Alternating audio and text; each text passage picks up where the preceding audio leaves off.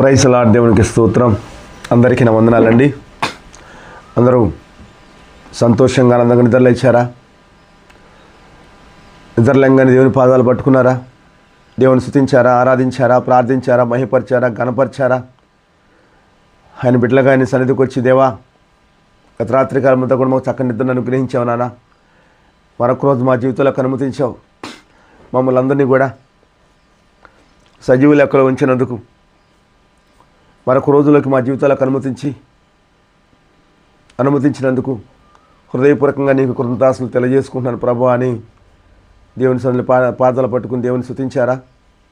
అలా మీరందరూ ఉండాలని ప్రతిరోజు మీకు ఎందుకు తెలియపరుస్తున్నానంటే, దేవాతి దేవుడికి దగ్గరగా ఉంటే, దేవుని పాదాల చెంత ఉంటే దేవుని ఆశీస్సులు పొందుకునేవారికి ఉంటారు, దీవులను పొందుకునేవారికి ఉంటారు. ఆ విధంగా మీరందరూ ఉండాలని, మనందరినీ కూడా ఈ లోకరాజ్యం కాదు, మనందరినీ కూడా పరలోక రాజ్యం అంది. కాబట్టి ఆ రాజ్యానికి చేరాలంటే ఈ లోకంలో ఉండగానే నీ నా తండ్రితో సహవాసం చేయాలి. అలా సహవాసం చేస్తేనే మనందరం కూడా రేపటి రోజున ఈ లోకయాత్ర ముగిసిన మరుక్షణం ఆయన దగ్గర ఉండగలుగుతాం, సంతోషంగా ఆనందంగా జీవించగలుగుతాం. అందుకనే ప్రతిరోజు మీకు తెలియపరుస్తున్నాను ఈ విషయాన్ని. మీరు ఏదో చెప్తున్నాళ్ళే వింటున్నావులే అని మాత్రం తీసుకోబాకండి. ఈ మాటలు తూచా తప్పకుండా పాటించండి. అలా పాటించిన వాళ్ళందరికీ కూడా దేవుడు కృప కనికరం పుష్కలంగా ఉంటుందని దేవుని బిడ్డగా మీ అందరికీ నేను తెలియపరుస్తున్నాను. ప్రైజ్ లార్డ్, హల్లెలూయా. చూడండి ప్రేమల దేవుని బిడ్డలారా, ఈ లోకంలో సాతానుడు వేరు విహారం చేస్తున్నాడు. ఎక్కడ బిడ్డల్ని పట్టేద్దామా, ఎక్కడ బిడ్డల్ని దేవునికి దూరం చేద్దామా, ఎక్కడ బిడ్డల్ని కష్టాలు పాలు చేద్దామా, బాధలు పాలు చేద్దామా, సమస్యలు పాలు చేద్దామా అని అనేక రకాలుగా చీకు చింతల్లో పెట్టేసి నలకుట్టేద్దామనే ఆలోచనలో ఉన్నాడు వాడు. ఎందుకంటే మనందరం సంతోషంగా ఉండటం వాడికి ఇష్టం లేదు. మనందరం సంతోషంగా ఉండటం వాడికి ఇష్టం లేదు. దేవుని ఆశీస్సులు పొందటం వాడికి ఇష్టం లేదు. దేవుడి దీవెని పొందటం వాడికి ఇష్టం లేదు. దేవుని ద్వారా మన మేళ్ళు సహాయాలు పొందుకోవడం వాడికి ఇష్టం లేదు. ఎందుకంటే మనందరం సంతోషంగా ఉంటే వాడు ఏడుస్తాడు. కాబట్టి వాడు సంతోషంగా ఉండాలంటే మనమందరం ఏడవాలి, అంతే కదండి. మన పగవారు ఏం ఆలోచిస్తారు? మనం సంతోషంగా ఉంటే వాళ్ళు ఏడుస్తారు. అదే మనం ఏడుస్తూ ఉంటే వాళ్ళు సంతోషపడతారు, ఇది కదా నాకు కావాల్సింది అని. కాబట్టి అలా ఎందుకు వాడు నవ్వుతున్నాడు, మనల్ని ఏడిపిస్తున్నాడంటే వాళ్ళు సాతానుడు ఉండబట్టే. వాడి ఆశదే కదా, వాడి ఆశ అదే. ఎదురు మనిషిని ఏడిపించాలి, మనం నవ్వాలి. వాడిని పాడు చేయాలి, మనం బాగుపడాలి అనే ఆలోచనలో ఈ లోకంలో సాతానుడు వేరే వ్యవహారం చేస్తున్నాడు. ఎంతోమంది బిడ్డల్ని వలేసి పట్టేస్తున్నాడు. అనేక రకాలుగా వ్యసనాల ద్వారా, అనేక రకాలుగా అలవాట్ల ద్వారా, అనేక రకాలుగా వేరే వేరే ఆలోచనల ద్వారా కుటుంబాలని కూల్చేస్తున్నాడు. ఈరోజు ఎన్నో కుటుంబాలు చిన్న భిన్నమైపోవడానికి కారణం కేవలం వాడి బానిసత్వంలోకి మనం వెళ్ళిపోవటమే, వాడి మాటలు వినటమే. కానీ దేవుని మాటలు వింటే ఆ స్థితి మీకు వచ్చేది కాదు. ఈరోజు ఎన్నో కుటుంబాలు చిన్నాభిన్నమైపోయి అల్లాడిపోతూ, అసలు ఏంటి నా కుటుంబం ఇలా ఉంది, ఎందుకు ఇలా దేవుడు నాకు పెళ్లి చేశాడు, ఎందుకు నా దేవుడు నాకు బిడ్డలను ఇచ్చాడు, వీటి వల్ల నేను ఏం సుఖపడ్డాను, ఏమి సంతోషపడుతున్నాను, అంత మనసంత లేకుండా పోయిందని ఆలోచించే కుటుంబాలు కోకొల్లలుగా ఉన్నాయి. అందుకనే దేవుడు ఉదయకాల సమయం అందరికీ చక్కని మాటను తెలియపరచాలని నన్ను ముందుకు తీసుకొచ్చాడు. అవునండి, ప్రతిరోజు కూడా దేవుని సన్నిధిలో నేను మొరబెట్టుకుంటాను. ఉదయకాల నిద్రలేంగా నేను పాదాలు పట్టుకుని. అలా ఈ లోకంలో ఎంతోమంది నీ బిడ్డలు అతలాకుతలం అయిపోతున్నారయ్యా. అనేక రకాలుగా బాధలు పడుతున్నారు, అనేక రకాల కష్టాలు పడుతున్నారు, అనేక ఇరుకులు ఇబ్బందుల్లో అల్లాడిపోతున్నారు, అనేక వ్యాధులతో రోగాలతో బాధపడుతున్నారు, అనేక రకాల విలువలాడిపోతున్నారు. ప్రభా, దీని అంతటికి కారణం నీకు దూరంగా ఉండటమే ప్రభా. సాతానుకు దగ్గర అయిపోతున్నారయ్యా. వాడి కళ్ళబొలే మాటలకు లొంగిపోతున్నారు, లేనిపోయిన ఆశలు పురుగొల్పిస్తున్నాడు, అనేక రకాలు వాళ్ళు నష్టపరుస్తూ వాళ్ళని బాధ పెడుతున్నాడయ్యా. అందుకని వాళ్ళు మానసికంగా గురిపోయి ఆలోచనలో పడిపోయి అనేక వ్యాధులకు రోగాలకు గురైపోతున్నారు, అనేక ప్రమాదాలకు గురైపోతున్నారు, మానసికంగా కుంగిపోయి చనిపోతున్నారు. ప్రభా, మరి వాళ్ళందరినీ కాపాడయ్యా, రక్షించయ్యా. వాళ్ళందరూ నీ బిడ్డలే కదా, నువ్వు వాళ్ళ కోసం ప్రాణం పెట్టావు కదా, రక్తాన్ని చిందించావు, శిలువ యాగం చేసావు కదా, మరి ఆ బిడ్డలందరూ నీ సొత్తే కదయ్యా. ఆ బిడ్డలను కాపాడు, రక్షించు ప్రభా అంటూ దేవుని సన్నిధిలో మొరబెట్టుకునే బిడ్డగా ఎల్లప్పుడూ నేను ఉంటానండి. దేవుడు నాకు ఇచ్చిన గొప్ప వరం అది. కాబట్టి ప్రేమైన దేవుని బిడ్డలారా, మీరందరూ కూడా తప్పకుండా దేవుని సమక్షంలో ఉండండి, దేవుని కాపుదల్లో ఉండండి. అలా ఉండగలిగితే మీ అందరినీ కూడా దేవుడు రక్షించడానికి దేవుడు ఎప్పుడు సిద్ధంగా ఉంటాడు. మీరు అడగందే దేవుడు ఏమీ చేయలేడు. మీరు దేవుని సన్నిధికి రాకపోతే దేవుడు ఈ విధంగా మీకు మేలు చేయలేడు. ఎందుకంటే సాతానుడు అంటాడు కదా, వాళ్ళు ఏం అడిగారా నిన్ను? ఏం అడగలేదు కదా, నువ్వు ఎందుకు వాళ్ళు సాయం చేస్తున్నావు, అడిగితే చెయ్యి అని సాతానుడు దేవునితో మాట్లాడతాడు. ఎందుకంటే సాతానుడికి దేవుడు ఒక ఆజ్ఞ వేశాడు. నన్ను అక్కడ తన్నావు కదా, సాతానుడు అడుగుతున్నాడు దేవుణ్ణి, నన్ను అక్కడ తంతే నేను కింద ఈ లోకానికి వచ్చాను కదా, కనీసం ఈ లోకంలో కన్నా నాకు ఫ్రీడమ్ ఇవ్వా అని అడిగాడు. ఓకే, నీకు ఫ్రీడమ్ ఇస్తాను, కానీ నా బిడ్డల ప్రాణాల జోలికి మాత్రం వెళ్ళబాకన్నాడు. ప్రాణం జోలికి వెళ్ళలే కానీ నాకు ఫ్రీడమ్ కావాలని అడిగాడు. ఇచ్చానన్నాడు. అది చాలు వాడికి ఏడిపించడానికి, బాధ పెడతానికి, నిన్నుగానే హింసించి నువ్వు చచ్చిపోవటానికి, నువ్వు మరణానికి పాత్రుడు అవటానికి. ఎందుకంటే అనేక రకాలుగా నిన్ను ఇబ్బందులు పెట్టి నువ్వుగానే ప్రేరణ కలిగించుకున్నట్టు చేస్తాడు. నేను చచ్చిపోవాలి, ఇక నాకు వద్దు జీవితం అని. అలా వాడు చేస్తాడు. వాడేం చెప్పడం, కానీ వాళ్ళని ప్రేరణ ఇస్తాడు. దానికి బలహీనత లోనిగిపోయి మరణానికి పాత్రలు ఇవ్వాలి. ఈ లోకంలో ఎంతోమంది బిడ్డలు చిన్న పెద్ద తారతమ్యం లేకుండా ఆత్మహత్య చేసి చచ్చిపోతున్నారండి. దానికి కారణం ఏంటంటే వాడికి అనుకూలంగా మనం మారిపోవటమే, వాడి మాటలు వినటమే, కన్నతండ్రి ఎవరో తెలుసుకోలేకపోవటమే, ఆయన సన్నిధికి రాలేకపోవటమే, ఆయన బిడ్డలుగా బతకలేకపోవటమే, ఆయన బిడ్డలుగా జీవించలేకపోవటమే, ఆయన బిడ్డలుగా ఆయన కాపుదల్లో ఎల్లప్పుడూ లేకపోవటమేనండి కారణం. కాబట్టి ఈ విషయాలు మీరు గమనించాలని దేవుని బిడ్డగా నేను కోరుకుంటున్నాను.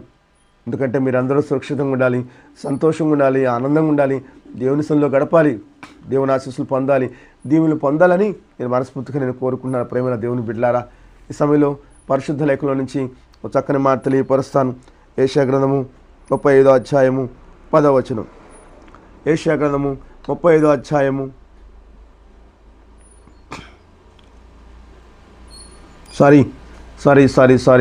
యెషయా గ్రంథము 40వ అధ్యాయము 31వ వచనం. యెషయా గ్రంథము 40వ అధ్యాయము 31వ వచనం చూడండి. యెహోవా కొరకు ఎదురు చూచువారు నూతన బలము పొందుదురు. చూసారా ఏం చెప్తున్నాడో? యెహోవా కొరకు ఎదురు చూచువారు నూతన బలం పొందుకుంటారు. అలాగే వారు పక్షిరాజు వలె రెక్కలు చాపి పైకి ఎగురుదురు. మరి సంతోషం ఉంటే కదండి, ఆనందంగా ఉంటేనే కదా మరి పక్షిరాజు వలె రెక్కలు కట్టుకుని పైకి చాపి ఎగురులే ఉంటారు. అలయక పరిగెత్తుతారు. అలిపెందుకు వస్తాండి, ఇక పరిగెత్తుతారు. సొమ్మశిలక నడిచిపోతారంటే ప్రశాంతమైన జీవితాన్ని మీరు గడుపుతారు అంటున్నాడు. చూసారా ఆ మాటలో ఎంత అర్థం ఉందో? యెహోవా కొరకు ఎదురు చూసేవారు నూతన బలము పొందుదురు. దేవుని కోసం ఎవరైతే ఎదురు చూస్తారో, కన్న తండ్రి కోసం ఎవరైతే ఎదురు చూస్తారో వాళ్ళందరూ కూడా నూతన బలాన్ని పొందుకుంటారు. ఎందుకంటే వాళ్ళందరూ కూడా దేవుణ్ణి ఆశ్రయించిన వారు. నానా నన్ను కాపాడు, నన్ను రక్షించు అయ్యా, నాకు నీ తోడు కావాలి, నీ యొక్క సహాయం కావాలి అయ్యా, నువ్వు నాకు ఎల్లప్పుడూ అండగా ఉండాలి, నేను బిడ్డగా ఉండాలి, నేను బిడ్డగా జీవించాలి, నువ్వు చెప్పినట్టు నేను వినాలయ్యా, వింటాను ప్రభా, అయ్యా నన్ను కాపాడవా, నన్ను రక్షించవా అని ఎవరైతే దేవునితో సహవాసం చేస్తారో, దేవుని సన్నిధికి వస్తారో, దేవుని ఆరాధిస్తారో, దేవుని ప్రార్థిస్తారో, దేవుని మహిమపరుస్తారో వాళ్ళందరూ కూడా ఇదిగో దేవుని యెహోవా కొరకు ఎదురు చూచువారు నూతన బలము పొందుకుంటారు. నూతన బలము, నూతన శక్తి, నూతన సంతోషం, నూతన ఆనందం వాళ్ళలో పెళ్ళుబుకుతుంది. అంతే కదండి. ఒక బలవంతుడు మనకు పక్కనుంటే, ఒక రాజకీయ నాయకుడు మనతో ఉంటే, ఒక మంత్రి మనతో ఉంటే, ఒక ఎమ్మెల్యే మనతో ఉంటే, ఒక ముఖ్యమంత్రి మనకు అడ్డగా ఉంటే మనం ఎలా ఫీల్ అవుతాం? నాకెందుకే భయం, నాకెందుకు కొరత, నాకేం కొరత ఉండదు, ఎందుకంటే నాకేం కావాలని ఆయన ఇస్తాడో. చూసావా, నా తరపున మంత్రి ఉన్నాడు, నా తరపున ముఖ్యమంత్రి ఉన్నాడు అని ఎంత గర్వంగా ఫీల్ అవుతామో, ఎంత సంతోషంగా ఆనందంగా ఉంటామో దాన్ని బట్టి దేవుడు తెలియపరుస్తున్నాడు. కాబట్టి ప్రేమైన దేవుని బిడ్డలారా, దేవుని కొరకు కనిపెట్టుకునేవారు, ఆయన కొరకు ఎదురు చూసేవారు నూతన బలము పొందుతారని దేవాతి దేవుడే మనకు లేఖనాల ద్వారా తెలియపరుస్తున్నాడు. వారు పక్షిరాజు వల్ల రెక్కలు చాపి పైకి ఎగురుతారు. అంత సంతోషంగా ఆనందంగా ఉంటారు. రోజున మీరు సంతోషం ఉందా? మీలో ఆనందం ఉందా? మీలో సంతోషం ఉందా? ఆనందం ఉందా? ప్రశాంతంగా బతుకుతున్నారా? భార్యాభర్తలు కలిసి ప్రతిరోజు భోజనం చేస్తున్నారా? కుటుంబ సమేతంగా కలిసి భోజనం బలం మీద అందరూ కలిసి మరి భోజనం చేస్తున్నారా? సంతోషంగా ఆనందంగా గడుపుతున్నారా? మీ గుళ్ళ మీద చేసి చెప్పండి. అలా ఈ లోకంలో ఎవరు కూడా కంటికి కనపట్టలేదు. ఎవరి కాళ్ళు తినటం, వెళ్ళిపోవటం, ఎవరి కాళ్ళు పని చేసుకోవటం, ఎవరి కాళ్ళు సంపాదించుకోవటం, ఎవరి కాళ్ళు ఎలా పడితే అలా జీవితాన్ని గడపటం, ఇదే చేస్తున్నారు. దానివల్ల మీకు సుఖ సంతోషాలు ఎలా ఉన్నాయి? ఎక్కడుంటాయి? ప్రశాంతత ఎక్కడుంటుంది? ఆనందం ఎక్కడుంటుంది? సంతోషం ఎలా ఉంటుందండి? వీటన్నిటికీ మీరు కరువైపోయారు. దానికి కారణం ఏంటి తెలుసా? డబ్బు అనే వ్యామోహంలో పడిపోయారు. డబ్బు సంపాదించాలి, ఒకటికన్నా నేను మెరుగైన జీవితాన్ని అనుభవించాలి, నా స్టేటస్ను పెంచుకోవాలి, నేను ఒక గొప్పవాడిగా ఉండాలంటే కష్టపడాలి, మోసం చేయాలి, దగా చేయాలి. ఎలా చేసామన్నది కాదు పాయింట్. అక్కడ ఎంత సంపాదించాం అన్నదే పాయింట్ అని ఆలోచిస్తున్నారు ప్రతి ఒక్కరు కూడా. ఈ ఆలోచన ఎవరిదంటే సాతానుడి ఆలోచన. ఈ ఆలోచన సాతానుడి ఆలోచన. అదే దేవుడి ఆలోచన ఎలా ఉంటుంది? నెమ్మది కలిగి, సమాధానం కలిగి, నా దేవుడు నాకేం అనుగ్రహించాడో దాంతో నేను తృప్తిపడతాను. తప్పకుండా నా దేవుడు నాకు ఏ కొదవ లేకుండా చేస్తాడు. ఒకళ్ళ సంగతి నాకు అనవసరము. నేను నా కుటుంబం సంతోషంగా ఆనందంగా ఉండమ్మా, నేను నా కుటుంబంలో హ్యాపీగా బతికామ్మా, నా కుటుంబంలో ఏ కొదవ లేకుండా ఉందా అనేది ఒకటే ఆలోచిస్తాడు. ఆస్తులు అంతస్తుల కోసం ఆలోచించడు, హోదా కోసం, పరపతి కోసం, ఒక స్టేటస్ కోసం ఆలోచించడు. అది అక్కర్లేదు, దాంతో పని లేదు.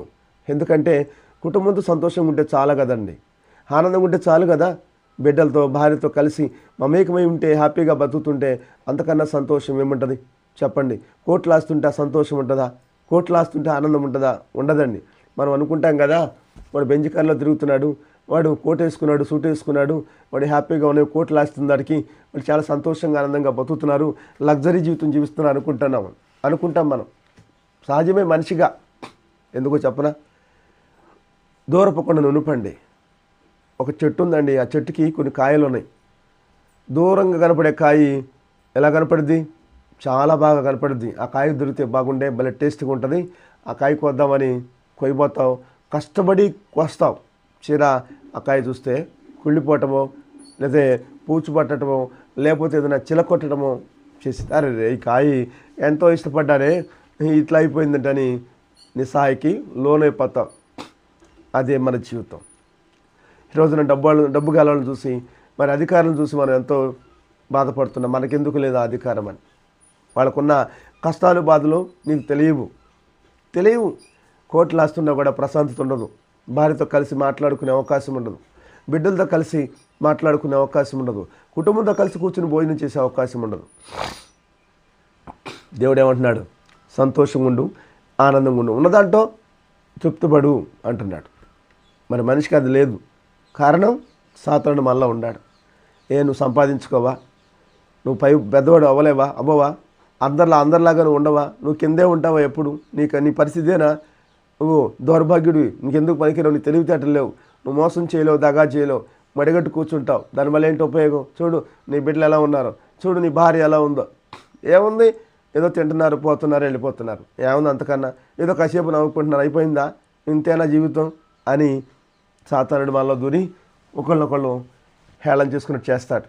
భార్య అంటది కదా, ఏమండి ఏంటండి, డబ్బులు సంపాదించండి, మనం కూడా అలాగా ఉందాము, హ్యాపీగా ఉందాం, సంతోషంగా ఉందాం. చాలా చూడండి వాళ్ళు ఎలా ఉన్నారో, వాళ్ళు మంచి బిల్డింగ్ కట్టుకున్నారు, మంచి నగలేసుకుందా అమ్మాయి, భర్త చూడండి మంచి కారు కొన్నాడు. లేనిపోయిన ఆశలు పురుగొల్పిస్తారు. ఒక భారీగా భర్త మీద ఒత్తిడి తెస్తారు. దానివల్ల భర్త ఒత్తిడికి లోనైపోతాడు, అనేక రకాల ఇబ్బందులు పడతాడు, అనేక రకాలుగా నష్టపడిపోతాడు. అది చూసి చివరాఖరికి ఉన్నది పోయే, లాస్ట్కి అది పోయే. కాబట్టి అలా ఎన్నో కుటుంబాలు చితికిపోతున్నాయండి. అలా ఉండకూడదనే దేవుడు చక్కని మాటను ఈరోజు మనకి తెలియపరుస్తున్నాడు. ఇలా ఉండండి, సంతోషంగా ఆనందంగా మీరు జీవిస్తారని చెప్తున్నాడు. అంతే కదండి. అలా లేని వాళ్ళలో చాలామంది ఉన్నారండి. చూడండి, అలయక పరిగెత్తుదురు, సొమ్మసిలక నడిచిపోదురు. దేనికి అలసిపోరు. ప్రశాంతంగా జీవిస్తే ఆ సంతోషం వేరు, ఆ ఆనందం వేరు కదండి. సొమ్మసిలక నడిచిపోదురు, అలసట ఉండదు, ప్రశాంతంగా వెళ్ళిపోద్ది జీవితం, చాలా హ్యాపీగా వెళ్ళిపోద్ది. అలా మనం అందరూ ఉండాలని దేవుడు కోరుకుంటున్నాడు. ఈ లోకంలో ఏమీ లేదురా, నువ్వు ఎంత సంపాదించినా ఎంత పోగు చేసినా నువ్వెంత స్థితిలో నువ్వు ఉన్నా కూడా దీనివల్ల నీకు ఉపయోగం లేదురా. నీ ఉపయోగం ఏంటి తెలుసా? నీకు ఉపయోగం ఏంటో నా వైపు తిరుగు, నన్ను స్తుతించు, ఆరాధించు, ప్రార్థించు, మహిమపరచు, నన్ను ఘనపరచు, నా బిడ్డగా నువ్వు ఉండరా, నా బిడ్డగా జీవించు, నేను నీకు ఎన్నో మేలు చేస్తాను, ఉపకారం చేస్తాను, ఈ లోక సంతోషాన్ని పరలోక సంతోషాన్ని నేను ఇస్తానయ్యా, ఒడిదుడు లేని జీవితాన్ని ఇస్తానయ్యా, అలసట లేని జీవితాన్ని ఇస్తాను, నీకు ప్రశాంతంగా నీ కుటుంబంతో కలిసి ఆనందంగా జీవించే జీవితాన్ని నీకు అనుగ్రహిస్తానని దేవుడి మాటల ద్వారా మనకు తెలియపరుస్తున్న ప్రేమ దేవుని బిడ్డలరా. కాబట్టి ఈ మాటలను బట్టి ప్రతి ఒక్కరు కూడా ఈ మాటల హృదయంలో భద్రపరుచుకుని ఆ ప్రకారం మీరందరూ కూడా నెమ్మది సమాధానంగా జీవించేవారు ఉండాలని, ఎల్లప్పుడూ దేవునికి దగ్గరగా ఉండాలని, దేవుని స్తుతిస్తూ ఆరాధిస్తూ ప్రార్థిస్తూ మహిమపరుస్తూ ప్రతిరోజు దేవుని వాక్యాన్ని చదువుకుంటూ దేవుని బిడ్డలుగా సంతోషంగా కుటుంబ సమేతంగా జీవించే వరకు మీరందరూ ఉండాలని దేవుడు కోరుకుంటున్నాను. దేవుని బిడ్డగా నేను కూడా అదే కోరుకుంటున్నాను, అలా ఉండాలనే ఆశపడుతున్నాను. కాబట్టి మాట మీ హృదయంలో భద్రపరుచుకుని ఆ ప్రకారం మీరు జీవించే వారికి ఉండాలని, కోరికలను చంపమని కోరుకుంటున్నాను. ఎందుకంటే వాటి వల్ల మనం ఎంతో నష్టపోతున్నాం, ఎన్నో బాధలు కొని తెచ్చుకుంటున్నాం, ఎన్నో అనారోగ్యాలకు కూడా గురవుతున్నాం, ఎన్నో పెను ప్రమాదాలకు ఇరుక్కుపోతున్నాం, భార్యం పడిపోతున్నాం. వీటికి దూరంగా ఉంటే ఇవేమీ కూడా మీకు చెంత కూడా రావు. దేవుడు ఎల్లప్పుడూ ఆయన కాపుదల్లో ఉంటారు. కాబట్టి ఈ మాటలు మీరు గమనించాలని మనస్ఫూర్తిగా నేను కోరుకుంటున్నాను. దేవుడి మాటలు మీ అందరి జీవితంలో దాన్ని నెరవేర్చును గాక. నా తండ్రి మిమ్మల్ని అందరినీ కాపాడి రక్షించును గాక. అటువంటి మనస్సు నా తండ్రి మీ అందరికీ దయచేయను గాక. Amen, amen, amen. ప్రార్థన చేస్తానండి.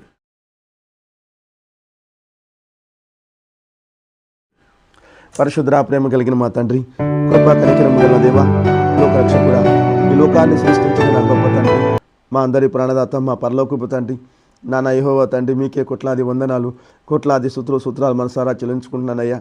నిత్యం స్తుతించగల నా గొప్ప దేవా, స్తుతులకు పాత్రువైన మా తండ్రి, మరాధనకి ఎగుడువైన మా ప్రభువ, మమ్మల్ని, మా బిడ్డల్ని, మా కుటుంబాలని కాపాడాలని, రక్షించాలని, పాపభారం నడిపించాలని తండ్రి మతి ఆజ్ఞాపించాడో తండ్రి మాట జవదాటకుండా దివి నుండి భూమికి దిగి వచ్చిన నా గొప్ప తండ్రికి కోట్లాది వందనాలు, కోట్లాది సూత్రాలు మనసారా చెల్లించుకుంటున్నాను ప్రభా.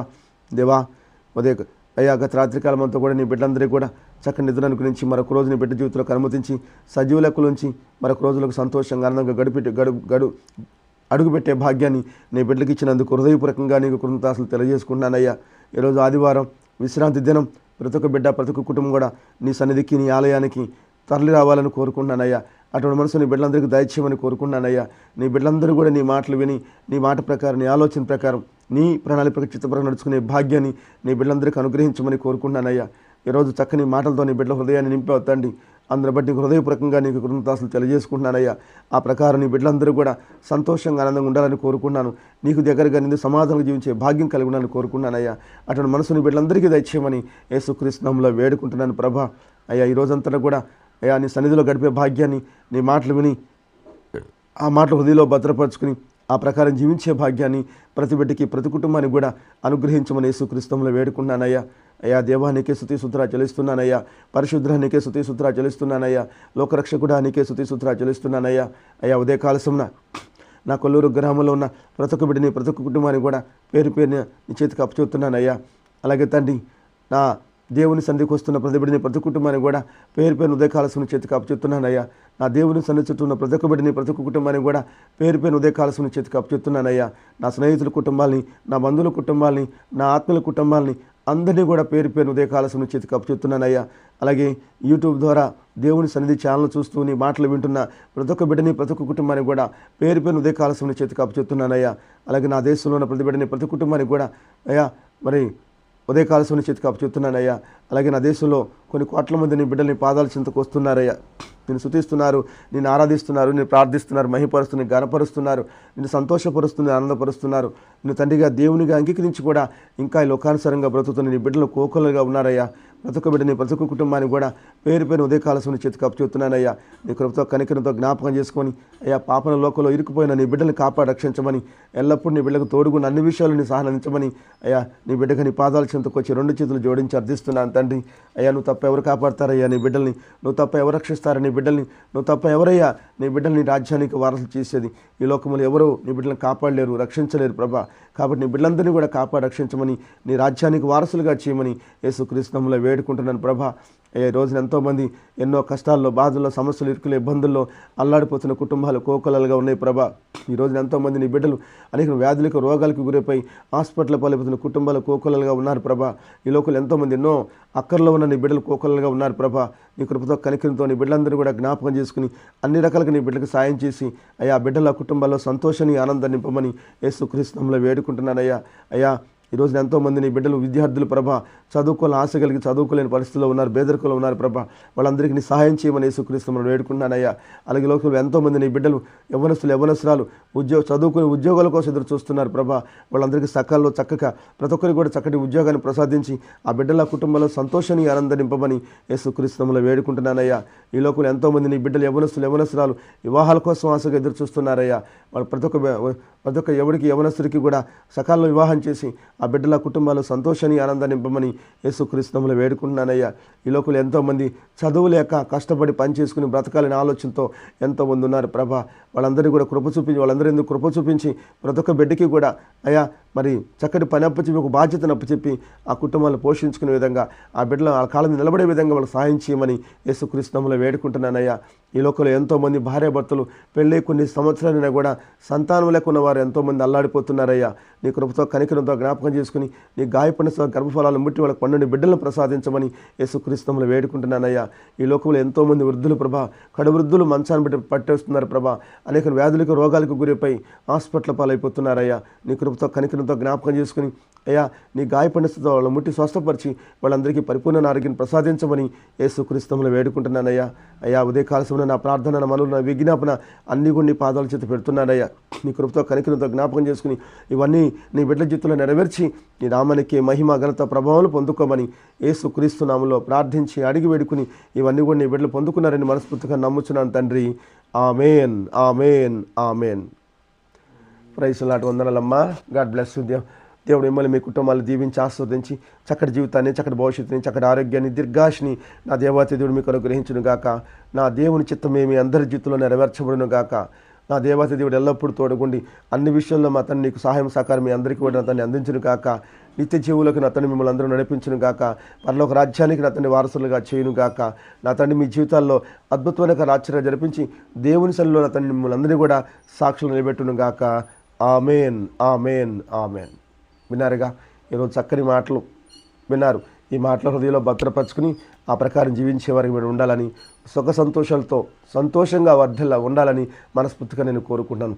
ఆస్తుల కోసం, అంతస్తుల కోసం పోరాడబాకండి. వాటి వల్ల ఏమీ లాభం లేదు, వాటి వల్ల ఏ మేలు మీకు జరగదు. చక్కగా కష్టపడండి, నీతిగా నిజాయితీగా బతకండి. దేవుడు మనకి ఏ పని అయితే అప్పచెప్పాడో ఆ పని ప్రశాంతంగా, సంతోషంగా, నీతిగా, నిజాయితీగా పనిచేయండి. చక్కగా కష్టపడండి, డబ్బులు సంపాదించండి, భార్య బిడ్డలతో సుఖంగా, సంతోషంగా, ఆనందంగా జీవించండి. ఏ రోజు కష్టం ఆ రోజే, ఏ రోజు సంపాదన ఆ రోజు, ఏ రోజు తిండి ఆ రోజే. అంతేగాని ఏదో చేయాలి, ఏదో పోగు చేసి రేపటి గురించి అసలు ఆలోచించబాకండి. రేపుడు మనకు అనవసరం. రేపు ఏం జరుగుద్దో, ఒక గంటకు ఏం జరుగుద్దో మనకు తెలియదండి. నీటి మీద బుడగలాంటి వాళ్ళం మనం. అట్లాంటిది ఈ రోజున మనం ఏదో చేయాలి, ఏదో సాధించాలని మనం ఎంతో ఆరాటపడుతున్నాం. ఏదో చేయాలి, ఏదో పోగు చేయాలి, కోట్లు సంపాదించాలి, నా బిడ్డలకు అలా పూచేయాలి, ఎలా పూచేయాలి. నీ బిడ్డల గురించి నువ్వు ఆలోచిస్తున్నావు కానీ అసలు నీ గురించి నువ్వు ఆలోచించట్లా. నువ్వు సంపాదిస్తావు, మోసం చేసి, దగా చేసి, ఏదో విధంగా డబ్బులు సంపాదించి పోగు చేస్తావు. నీ బిడ్డల చేతిలో నువ్వే నాశనం చేసుకుంటున్నావు. నువ్వే నాశనం చేసుకోండి. ఎందుకో తెలుసా? కష్టం అంటే వాళ్ళకి తెలియదు, బాధ అంటే తెలియదు, సమస్యలు ఏంటో తెలియదు, ఇరుకులు అంటే ఇబ్బందులు అంటే వాళ్ళకి తెలియవు. తెలియకుండా పెంచామనుకో, రేపు పొద్దున వాళ్ళు ఆ సంపద చూసుకొని మురిసిపోతూ ఇష్టానుసారంగా జీవిస్తారు. చెడుల బట్టలకి, చెడు వ్యసనాలకి బానిసలు అయిపోతారు. అలా బానిసలు అయిపోవటం వల్ల ఏమైద్ది? రోడ్డు పడిపోతారు నీ బిడ్డలు. నీకు తెలియదు, నువ్వు వెళ్ళిపోతావు ఈ లోకం విడిచేసి. నా బిడ్డకి మళ్ళీ పూజ చేసానులే, హ్యాపీగా ఉంటారులే అని ఉండలేరు. అది ఎక్కడికి వెళ్ళాలో దేవుడు అక్కడ పంపిస్తానని సామెతల ద్వారా తెలియపరుస్తున్నాడు. కాబట్టి ఏ ఒక్కరు కూడా నేను పోగు చేయాలి, సంపాదించాలి, కూడగట్టాలి అనే ఆలోచన మానేయండి. ప్రశాంతంగా, సంతోషంగా ఉన్నదాంట్లో తృప్తిగా తిని హ్యాపీగా జీవితాన్ని గడపండి. దేవుడి సమయం ఆసన్నమైపోయింది, వస్తున్నాడు ఆయన. త్వరలోనే వస్తున్నాడు. కొన్ని సంవత్సరాల్లోనే వచ్చేస్తాడు. కొన్ని సంవత్సరాల్లోనే, దగ్గరలో ఉందండి, అతి త్వరలోనే దేవుడు రాబోతున్నాడు. కాబట్టి ఇది మెలకుగా ఉండాలని నేను దేవుని బిడ్డగా మీకు తెలియపరుస్తున్నాను. చాలా జాగ్రత్తగా ఉండండి. చెడుకు దూరంగా ఉండండి, అపవిత్రకు దూరంగా ఉండండి, నీతిగా నిజాయితీగా బతకండి. ఆయన కోరుకుంటుంది అదే మేము నుంచి. పరిశుద్ధంగా ఉండండి, పవిత్రంగా ఉండండి. అలా ఉండగలిగితే మీ జీవితాల్లో అద్భుతమైన కార్యాలు దేవుడు జరిపిస్తాడు. ఈ లోకయాత్ర ముగిసిన మరుక్షణం పరలోక రాజ్యంలో ఉంటారు. అలా ఉండాలని మనస్ఫూర్తిగా నేను కోరుకుంటూ ఈ మాటలు ముగిస్తున్నాను. ఒక మార్చవటం మర్చిపోయానయ్యా మీ అందరికీ కూడా, అందుకని మరలా మీ ముందుకు వచ్చాను. ఏమంటే ఈరోజు ఆదివారం కదా, ప్రతిరోజు కూడా ఈ ఆదివారం నాడు గబగబ పళ్ళు ముగించుకుని దేవుని సంధికి వెళ్ళండి. ఎక్కడ ఏ ఆలయానికి వెళ్తున్నారో నాకు తెలియదు, కానీ ప్రతి ఒక్కరు కూడా దేవుని సంధికి వెళ్ళి దేవునితో గడపండి. దేవుడు ఇంటికాడి నుంచే బయలుదేరే ముందే, దేవా నాతో ఏం మాట్లాడుతున్నావయ్యా, నాకు కావాల్సిన నాకు మాటలు నాకు తెలియపరచయ్యా, నా బ్రతుకుని మార్చు, నా ఆలోచన మార్చు, నా ప్రవర్తన అడవడం మార్చయ్యా, అయ్యా నీ బిడ్డగా బతికే అవకాశాన్ని ఎక్కి ప్రభా అని దేవుణ్ణి అడిగి మరి వెళ్ళండి. త్వరగా వెళ్ళండి. పాటలు అయిపోయినాక వెళ్దాంలే, వాక్యం మొదలుపెట్టినప్పుడు వెళ్దాంలే అని ఆలోచించబాకండి. దేవుని సంధికి వెళ్ళాలంటే ముందుగా ఉండాలి. ఈ లోకంలో చెప్తారు కదా, భోజనానికి ముందు తగ్గదానికి వెనక ఉండమని. అట్లాగే దేవుని మాటలు వినటానికి ముందుగా వెళ్ళండి దయచేసి. అలాగే నీ భర్తను కూడా తోడు తీసుకెళ్ళు, నీ భర్తను కూడా తీసుకెళ్ళు, నీ భార్యను తీసుకెళ్ళు, నీ బిడ్డను కూడా తీసుకెళ్ళు. కుటుంబ సమేతంగా వెళ్ళండి. అలా వెళ్ళటం వల్ల దేవుడు మిమ్మల్ని అందరినీ కూడా ఆస్వాదిస్తాడు, దీవిస్తాడు, సంతోషపడతాడు. నీ భర్త రావట్లేదా, నీ బిడ్డలు రావట్లేదా, గొడవ పడబాకు, తగాదా వేసుకోబాకు, వెళ్ళు. దేవుని దగ్గర మొరపెట్టుకో, నా భర్త మనసు మార్చు, నా భార్య మనసు మార్చు, నా బిడ్డల మనసు మార్చు, నా కుటుంబం అంతా నీ పాదసన్నిధిలో ఉండాలయ్యా, నా కుటుంబం అంతా కూడా నిన్ను ఆరాధించుకునే భాగ్యం కలిగి ఉండాలయ్యా, ఆ అవకాశం మాకు ఈ ప్రభా అని దేవుణ్ణి అడుగు మొరపెట్టుకో. తప్పకుండా నీ భర్త మనసు మారుస్తాడు, నీ బిడ్డల మనసు మారుస్తాడు. ఒకరోజు నా కుటుంబ సమేతంగా దేవుని సన్నిధిలో గడిపే బిడ్డగా నువ్వు ఉంటావు. అదే దేవుడు కోరుకుంటున్నాడు. అంతేగాని గొడవ పడద్దు, తగాద పడద్దు. ఇంకొక విషయం, నువ్వు మందిరానికి వెళుతున్నావు కదా, దేవుని మాటలు వింటున్నావు కదా, ఆ మాటల్ని నీ తోటి వారికి పంచుకో, తెలియపరచు. అన్నిలు ఉన్నారు కదా, నీ పక్కన తిరుగుతారు కదా, నీతో పనిచేసే వాళ్ళు, నీ తోటి కొలీగ్స్, ఉద్యోగస్తులు ఉంటారు కదా, వాళ్ళతో పంచుకో. ఈ రోజున దేవుడు నాకు చక్కటి మాట తెలియపరిచాడే, ఈ మాటను మీరు కూడా వింటారా అని ఆ మాటలను తెలియపరచడం వల్ల వినగా ఒక రోజున వాళ్ళు కూడా దేవుని వైపు తిరుగుతారు, వాళ్ళు కూడా దేవుని రక్షణలోకి వస్తారు, దేవుని బిడ్డలకు అంగీకరించబడతారు. అలా చేయాలని మనస్ఫూర్తిగా నేను కోరుకుంటున్నాను. ఈ మాటలు మీరు గమనించండి. ఒకరొకరు హృదయపూర్వకంగా ఉండండి. స్నేహం చేయండి, కానీ అతి స్నేహం చేయబాకండి. స్నేహం చేయండి, హాయ్ అంటే హాయ్, బాయ్ అంటే బాయ్, అంతే ఉండాలి. అంతేగాని పూసుకుని రాసుకున్నావంటే నీ యొక్క బలహీనతను గమనించి వాడు నిన్ను వాడుకుంటాడు, ఆ బలహీనతను ఉపయోగించుకుంటాడు. అలా ఎవరికి అవకాశం ఇవ్వకండి. అది ఆడైనా మగైనా అందరికీ తెలియపరుస్తున్నాను. ఎంతవరకు అంతవరకు ఉండండి. దేవుని మందిరానికి వస్తే హాయ్ అంటే హాయ్, దేవుని మాటలు మాట్లాడుకోండి. అంతేగాని ఈ లోకానుసార మాటలు మాట్లాడకపోకండి దేవుని మందిరంలో. అలా చేయబాకండి. మీ మనస్సు పరిపూర్ణంగా దేవుని వైపు తిరగాలి, వేరే ఆలోచనలు రాకూడదు. గంట సేపు గడిపితే ఆ గంట సేపు దేవుని సన్నిధిలో ప్రశాంతంగా గడపండి.